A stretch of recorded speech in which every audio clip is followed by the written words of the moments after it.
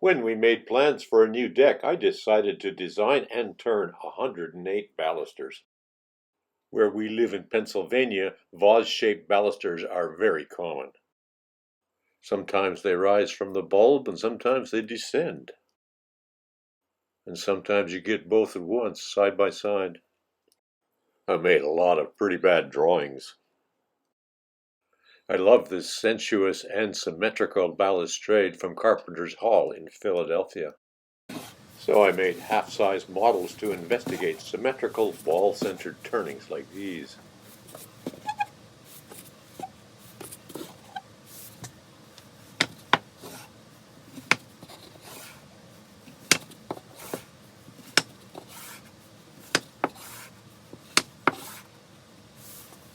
Changing the proportions creates motion, but they can look really busy. Fully rendered limestone caryatids support this balcony at the Acropolis in Athens. Human figurines are an old turning tradition that spans many cultures. Kokishi by the artist Wendy Maruyama are at the Woodturning Center in Philadelphia. And Mark Spheri in Bucks County creates these expressive people by offset turning. And I'm always amazed by how little it takes to humanize a simple turned form. In this classic game, you try to catch the tethered ball on the turned bilboquet. As this old postcard suggests, bilboquets had a certain risque aspect. In this early portrait, the surrealist René Magritte associated a turned bilboquet with his wife, Georgette. Magritte soon used bilboquets to represent eerily menacing trees. And also for people. Sometimes he even drew weird faces on them. Taking dimensions from Magritte's paintings, I turned a male and a female bilboquet. I also experimented with similar forms in half-sized baluster models. These two, similar but not quite the same, go well together. The view from an angle, as they'd be installed, animates the spaces in between. But a whole row of them? Visually bumpy and way too busy. It'd just be confusing. I churned through quite a few half-sized models before finally settling on forms that I really liked. And I gained new respect for classical design with serene balustrades like this portico at Winterthur in Delaware. And of course I made a bunch more drawings. Finally I made a full-size caryatid baluster with simple 1-2-3 proportions. And I made this full-size mock-up before digging in to turn a full set of 108. Groff & Groff had some terrific 8-quarter cypress that I could slice up into 2x2 turning blanks.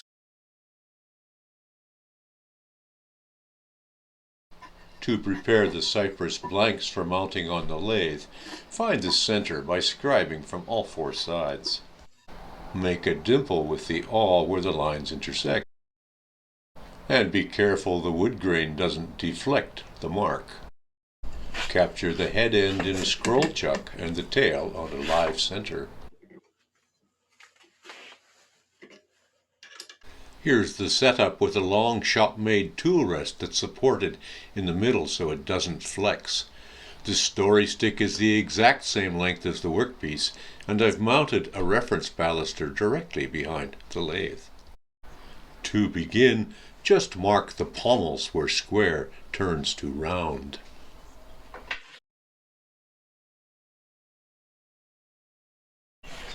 Make sure the spindle turns freely and doesn't bang into the tool rest before switching on. And cut the pommel with the sharp long point of the skew chisel.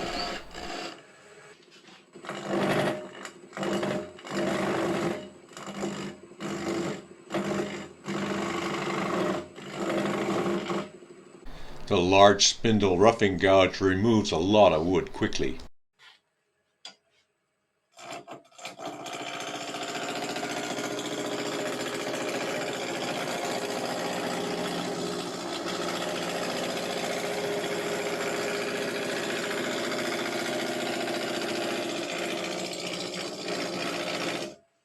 This gouge also can take a light finishing cut, leaving a very smooth cylinder. The turner locks elbows to body and sways from the ankles. Now use the story stick to mark the high and low features of the turning.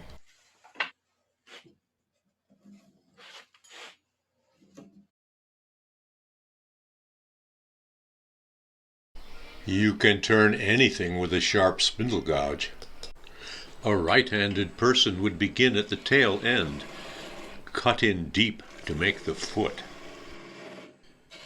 Waste some wood to make clearance, then shape the slender ankle at the base of the turning.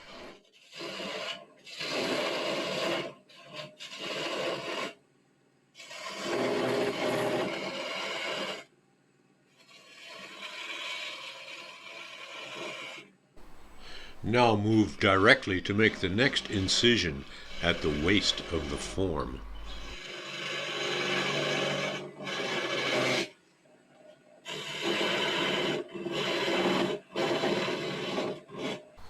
With its flute fully open at the 12 o'clock position and the shank level, the spindle gouge pares the wood away from the long sweeping curves.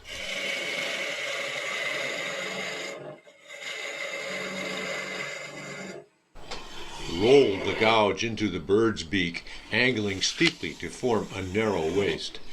This clip shows overhand and underhand positions to steady and steer the tool. Continue working toward the headstock to define the three curvy forms.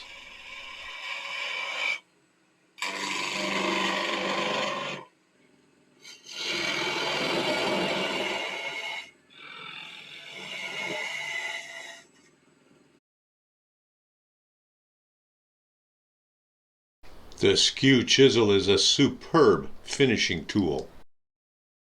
It can make precise cuts and sharp, crisp details in almost any direction.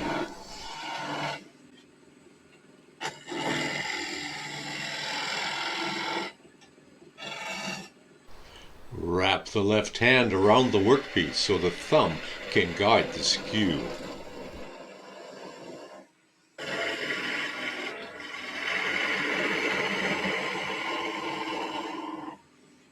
Turned up on its edge, the short point of the skew can shave a very tight curve. But take it slow and easy here to avoid a nasty catch. Here's that underhand grip steering toward the headstock.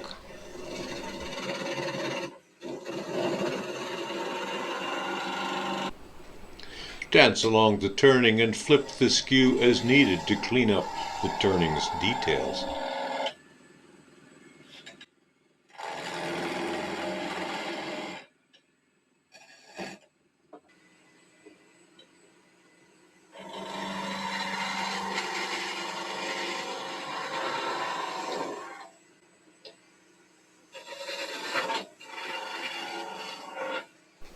The skew leaves a smooth, clean-cut surface.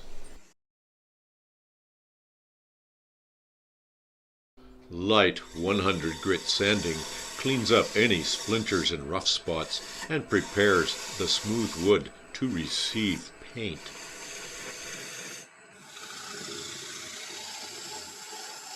Finally, knock the sharp corners off so paint will stick there too. Number 94 in a set of 108.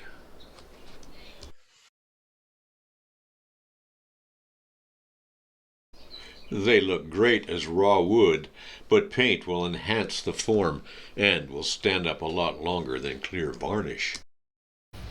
Cypress is a very durable and rot-resistant wood, so with primer and paint, they'll never rot. They'll last forever.